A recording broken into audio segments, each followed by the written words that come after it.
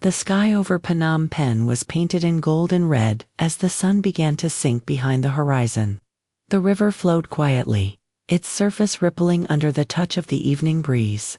Standing by the water's edge, Lee tightened the strap of his backpack and looked at Sam, whose eyes shimmered with both love and fear. He reached out, brushing a strand of hair from her face. "When I return," he said softly, "we'll have our wedding. No more waiting, no more goodbyes." Sam tried to smile, though her lips trembled. "You always make promises before you leave," she whispered. "This time, keep it." Lee chuckled quietly, the sound warm and fragile. "I swear I will. I'll come back to you." The world around them seemed to hold its breath. The air smelled faintly of rain and jasmine, the scent that always lingered whenever they met by this river. It was their place, their little corner of peace, before the chaos of duty called him away again. But as Sam watched him walk toward the waiting truck, something inside her ached. She wanted to run after him, to hold him one more time, but the moment slipped through her fingers like sand. When the engine started, she waved her hand, trembling, and whispered into the wind, "Come back to me, Lee." The truck disappeared down the dirt road, leaving only the fading sound of its tires and the echo of his promise hanging in the humid air. That night, as the first drops of rain began to fall, Sam stood by her window, listening to the storm gather strength. The thunder rolled far away, and for a fleeting moment, she imagined it was the sound of his heart, still beating somewhere out there, far from her, but still alive. She closed her eyes, pressing her palm to her chest. "I'll wait," she murmured, "even if it takes forever." Outside, lightning streaked across the sky, a silent witness to a love bound by distance, danger, and a fragile promise that neither time nor war could erase.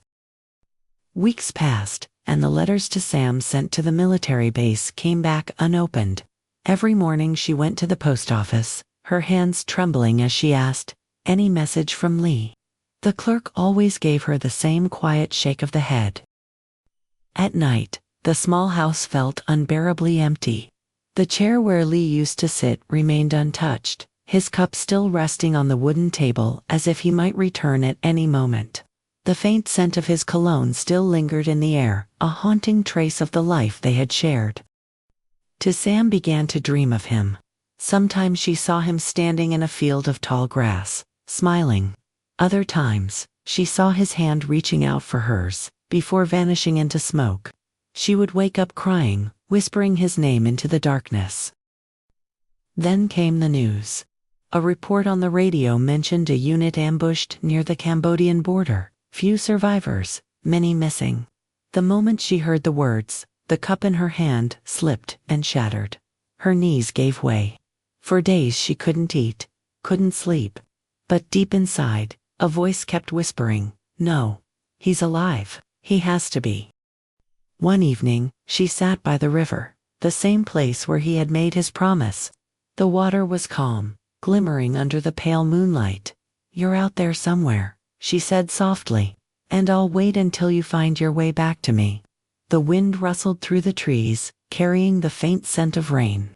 It felt like an answer, distant, fragile, but real.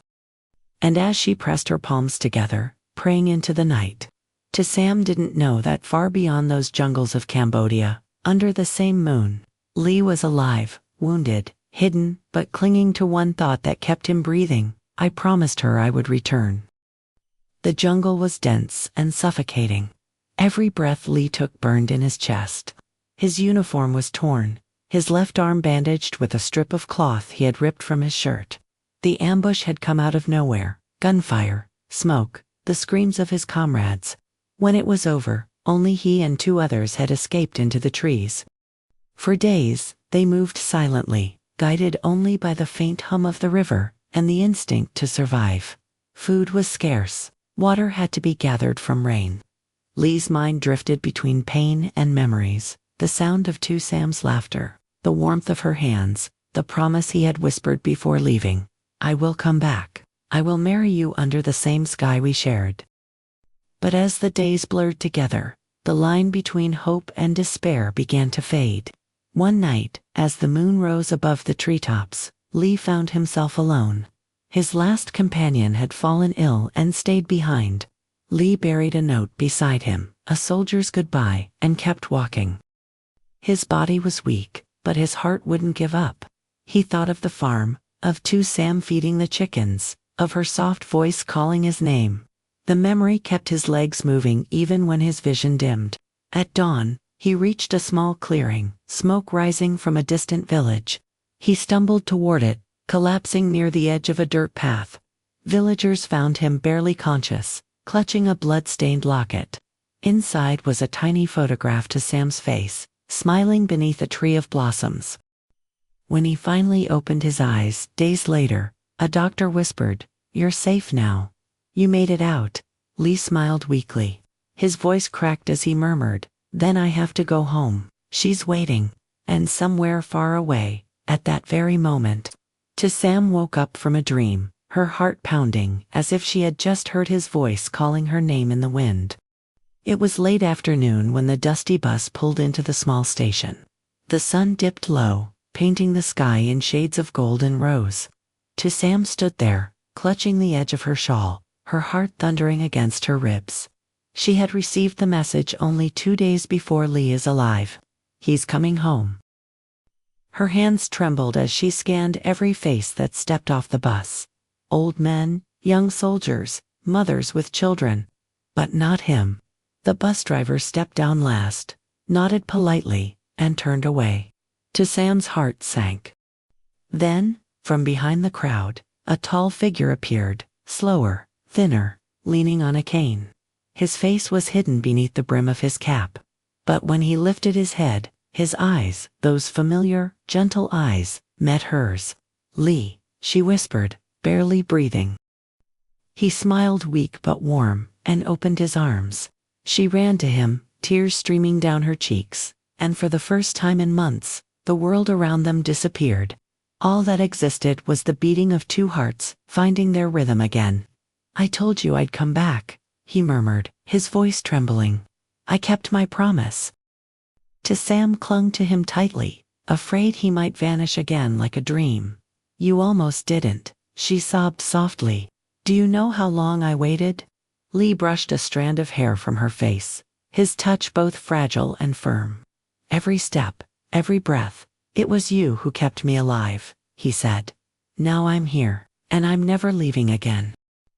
That night, under the same sky where they had once made their promise, Lee knelt in front of her, not in uniform, but in the simple clothes of a man who had seen life, death, and the power of love. Sam, he whispered, holding out a small ring he had carried through the war, "Will you still marry me?" Tears shimmered in her eyes as she nodded. "I waited for this moment every single day." And when he slipped the ring onto her finger, the wind carried through the night, soft and tender, as if the world itself sighed in relief. The promise had been kept. Love had survived. And Lee had finally come home. Love is not only about the moments of joy we share, it is about the moments of silence, distance, and fear that test whether our hearts truly belong to one another. The story of Lee and Sam is not just a tale of romance.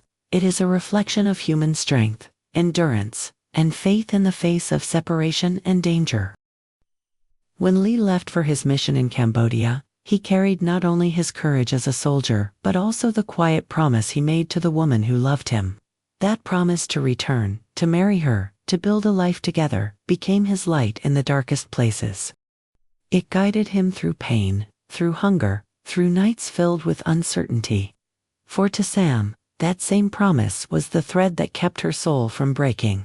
Though days turned into weeks and news of tragedy spread, she never allowed despair to bury hope. Their love was not easy, and it was never perfect. It was filled with fear, waiting, and tears. Yet, what makes their story beautiful is the way love endured through silence. It reminds us that sometimes, love is not about grand gestures or endless words, but about keeping faith even when everything around us seems to collapse. Lee's return was more than a reunion, it was a lesson about life itself. We all face storms that tear us apart from what we love.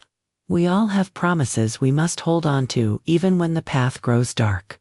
True love is not proven when everything is easy. It is proven when we still believe, still care, still wait, even when the world gives us every reason not to. To Sam's waiting heart teaches us that devotion is not weakness. Waiting does not mean helplessness. It is an act of quiet strength. And Lee's journey shows that courage is not only the act of fighting enemies, but also the determination to come home, to those who love and need us. In the end, the story of Lee and To Sam whispers a timeless truth. Real love is not measured by how long you hold someone's hand, but by how long you keep their heart safe when they are far away. The promise they made to return, to love, to live, became a bridge between two souls and two worlds. And when they finally met again, the world reminded them, and all of us, that love, when it is true, always finds its way home.